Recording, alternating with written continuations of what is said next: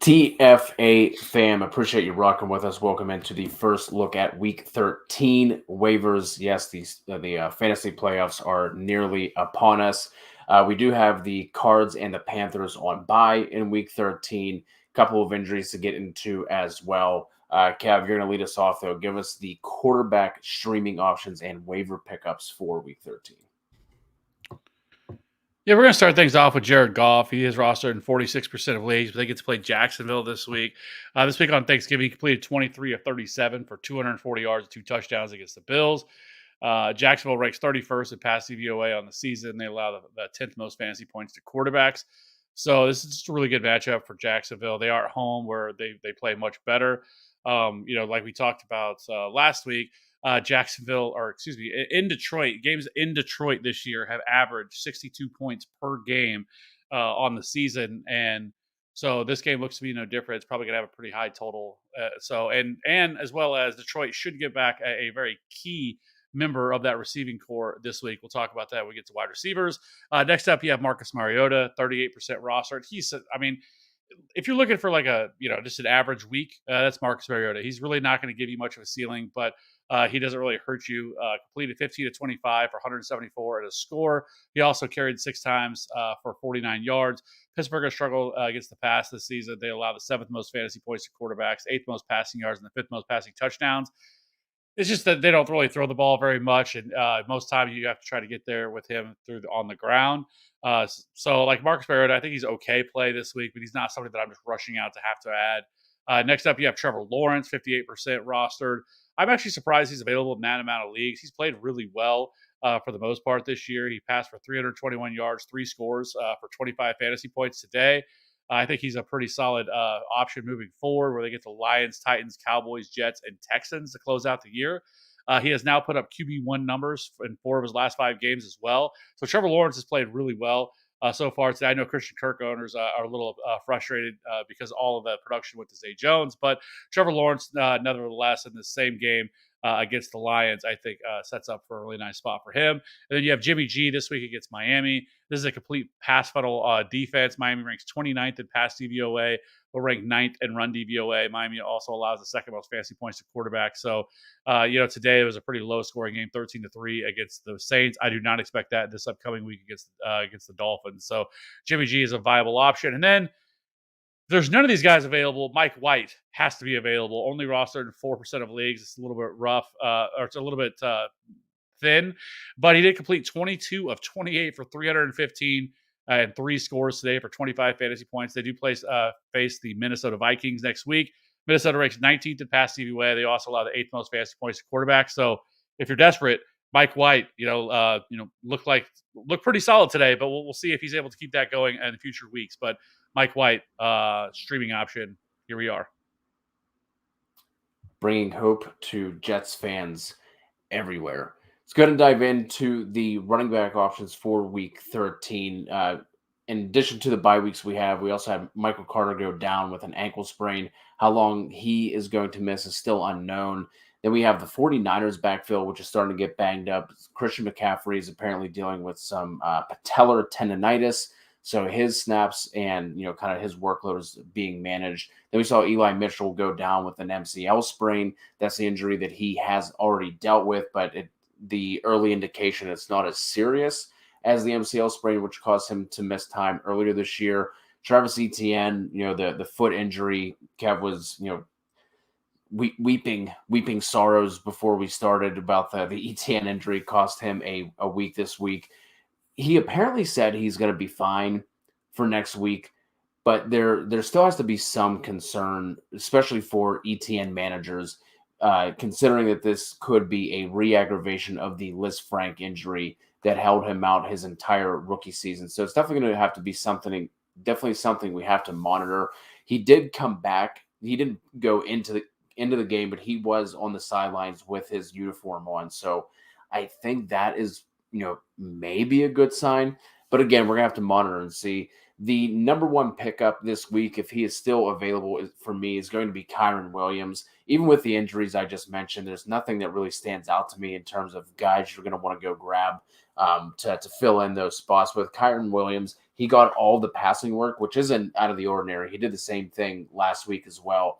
But he also was getting some of the early down work as well. He had 11 carries today. He actually outsnapped Akers 38-16.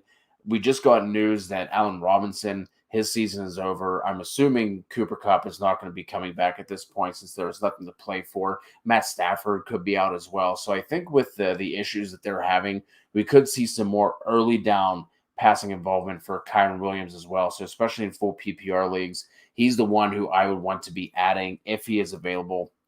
Next up would be JaMychal Hasty. They have a matchup with Detroit on deck. Again, we're going to have to wait and see what happens with ETN. Although I would not expect Hasty to have the type of workload he had today if ETN is out. Darrell Henderson was picked up, we have to remember, but was inactive because of the quick turnaround. I would expect him to be on the field next week. So I still think Hasty could be a flex level play if ETN were to miss, but we definitely shouldn't be expecting him to be the workhorse that he was today whenever he went down.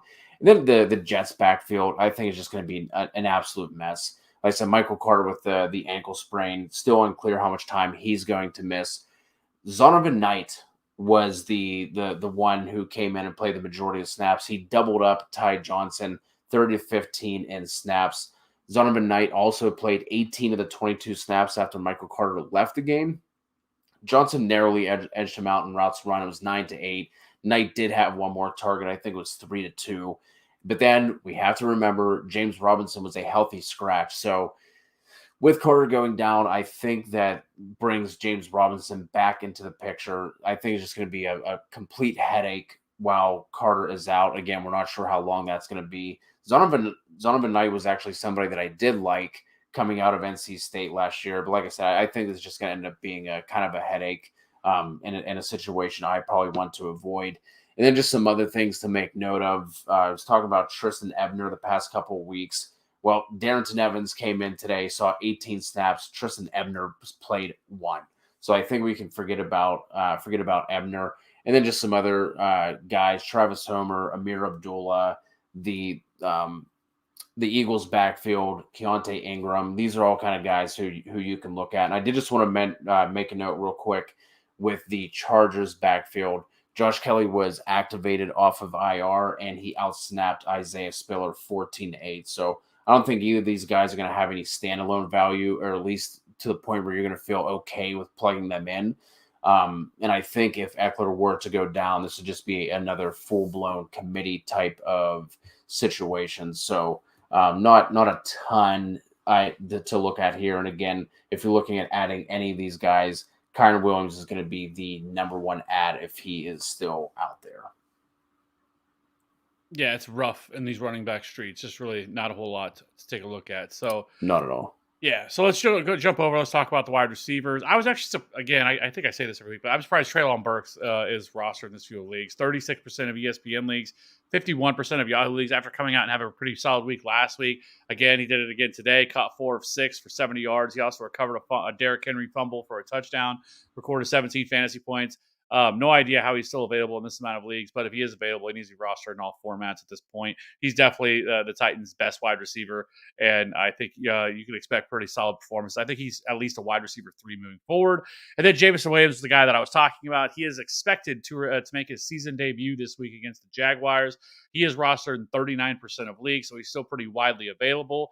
I wouldn't expect right out the gate some huge performances from him, but that we have to remember this guy was thought of to be the best wide receiver in this last year's class. And, he's finally healthy. This guy runs a blazing 40, and he was an explosive athlete coming out. Had he been healthy, he likely would have been the number 1 wide receiver taken off the board. So Jameson Williams, I think, could be a guy who maybe makes a splash down the stretch. Again, probably somebody who gets worked in a little bit, through this offense. But there's not a whole lot of weapons here outside of Amon-Ra St. Brown in this passing attack. So Jameson Williams is somebody that I would definitely be looking to add if you can. And then Zay Jones caught 11 of 14 today for 145 yards for 27.5 PPR points. He is rostered in 24% of leagues. I feel like I talk about him every single week, but nobody ever picks him up. He has now been targeted 24 times over the past 2 games. He only has one touchdown on the season, but he's been a reliable source of fantasy points. So Zay Jones, I think, continues to be a pretty solid option, kind of like a back end wide receiver 3, wide receiver 4 on most weeks. And then Donovan Peoples-Jones, he was terrible today, but I have him on here because he's only rostered in 42% of leagues. We know Deshaun Watson's going to be back this upcoming week against the Texans, and he is a perfect fit for what Deshaun Watson does best, and that is throw the deep ball. So really like Donovan Peoples-Jones, 42% rostered. He should have been added before this, just as a speculative ad once Deshaun Watson returns, and now that time is here. So really like Donovan Peoples-Jones. And then Darius Slayton, I don't love it, but he is the Giants wide receiver 1, rostered in 37% of leagues. He was targeted 6 times this past week against the Cowboys, caught 3 of them for 63 yards. He's easily their wide receiver 1, but I think he'll continue to kind of have some flex appeal, but he's not somebody that has like a high ceiling by any means. Next up, let's talk about the guys that are more like 12 team and higher. Paris Campbell, obviously they play tomorrow night. He's much more of a PPR option. Last week he caught 5 for 67. We'll see what he does tomorrow night. He has been the wide receiver 15 over the last 4 games. So Paris Campbell is definitely somebody that should be rostered in more leagues. And then Nico Collins has now been targeted 26 times over the last 3 games. He's now scored double-digit fantasy points in 3 straight weeks as well. While he's still on the Texans, the matchups moving forward point to just really solid passing scripts here for this team, and with matchups against the Browns, the Cowboys, the Chiefs, and the Titans moving forward. So Nico Collins definitely should be rostered more. He's definitely looks to be the wide receiver 1 in this offense for whatever that means. And then Elijah Moore decided to come back to life today. Rostered in 26% of leagues, but he was only targeted 2 times, but he did find the end zone on a 42-yard score. The target share obviously wasn't great, not what we're looking for, but we know how good of a player Elijah Moore is, and he did show a pretty strong rapport with Mike White prior last season. So Elijah Moore, I definitely think, is at least a pretty solid speculative ad, and hopefully Mike White, keep calling him Mike Wright, Mike White can hopefully keep this passing attack going. It's been good to see. It was good to see today, Garrett Wilson come back to life, and hopefully, because they do have really good pass catchers here, and so hopefully things start turning around for guys like Garrett Wilson and Elijah Moore. And then Julio Jones kind of just continues to be kind of that solid wide receiver 3/flex option for most people. Targeted 4 times today, 3 catches, 40 yards, also carried the ball for 15 yards. And then Randall Cobb, we are in the second half of this game tonight against the Eagles, but he is rostered 9% of leagues. Not an every down player anymore, but he has playing over 60% of the snaps from the slot. He's also targeted 3 times already tonight, caught 2 of them for 19 yards at a score. This is a pretty barren wide receiver room. So Randall Cobb will continue to see some high value targets here in this offense, but not somebody that's an every down player anymore. Isaiah McKenzie rostered in 33% of leagues. He had a big bounce back performance on Thanksgiving, caught 6 for 96 at a score on 10 targets. He is hard to trust. I'm not going to go all in on Isaiah McKenzie and believe that what he just did this past week, because this is the first time since week 4 that he's seen more than 4 targets in a game. So a little bit hard to trust, but it is a Bills pass catcher, tied to Josh Allen. So don't mind Isaiah McKenzie.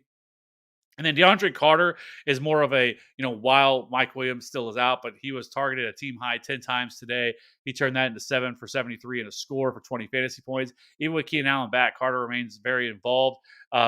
Has now scored double-digit fantasy points in 3 of his last 4 games as well. It takes on a struggling Raiders defense that can't really stop anything. So DeAndre Carter rostered in 5% of leagues. And then Matt Collins, to wrap this up, was targeted 5 times. And Hollins turned that into 4 catches, 63 yards and a score. With Waller and Renfro out for the foreseeable future, Hollins will continue to operate as the team's wide receiver 2 and should be second or third in targets most weeks. And with how bad their defense is, they're going to be in pretty solid game scripts. Then I did put Sky Moore on there. He seems to be getting more and more involved in this offense. But, I think Hardman is nearing a return. Who knows what's up with Kadarius Toney when he'll be back. Juju Smith-Schuster was actually limited today. They didn't really put him out there for the full complement of snaps, but they're not going to be able to get away with that next week against the Bengals. So Sky Moore is also somebody I think you can take a look at as somebody who continues to get more and more involved in this passing game. Go ahead and wrap it up with the Week 13 tight end streams, and we'll talk about Barron. Look no further than the tight end options. There's really not much out there, man. So Foster Moreau, obviously with him, he's an every down player, right? So if you need a waiver option in Week 13, he's a fantastic option. Saw 7 targets today, which was tied for second on the Raiders just behind Devontae Adams, and I think Jacobs also saw 7. Caught 3 of those for 33 and a score. He has a nice matchup with the Chargers coming up next week as well. Then Evan Ingram, he's running routes, which is more or less all we can ask for at tight end. He ran the 3rd most routes among the Jaguars players today. Only saw the 1 target, but he does get a matchup against Detroit coming up. And then just to throw, I know some people are going to be wondering about, guys like Ty Conklin, especially with how well Mike White played. But him and CJ Uzoma were only divided by 4 routes run today. So earlier in the year, it was more or less the Ty Conklin show. Now CJ Uzoma is getting involved as well. And then the Seattle tight ends, if we just had one of these guys, they would be a nice option. But unfortunately, we have 3 with Colby Parkinson now getting involved as well. So just pretty rough out there. If you need a tight end, those are the only 2 that I'm looking at. Yeah, it's pretty rough in those tight end streets. Real rough. One question here from Jay Egg. Should I trade away CMC? It's just going to be hard to get much for him. Like, you're not going to get anywhere near the value of what you should for McCaffrey. So it's now is not the time to try and trade him, but I guess you're running out of time as well. I mean, you can always just, to live that hedge life, throw him on your trade block and see, what kind of responses you get. But I have a feeling that you're not going to get anything near of what you would be expecting. So he's probably just a hold at this point. Yeah, I agree, unfortunately. 8 points from Patty Fry tomorrow. Yeah, I mean, I think so. I mean, it's not that. That's. Then again, it is a tight end, but yes, Patty Fry seems to be more involved in this offense. It gets a lot of the dump offs and short intermediate stuff. So, yeah, I think I feel pretty good about that. Yeah. Well, that is going to wrap it up. We will have our rankings out this week. I will have a defensive streamer and kicker show as well coming out over the next 2 days. So keep your eyes out for that. You can always jump into our free Discord if you have any further questions, or you can just drop the questions here on our channel. We'll be sure to answer all of them. Good luck in week 13, and we'll talk to you soon.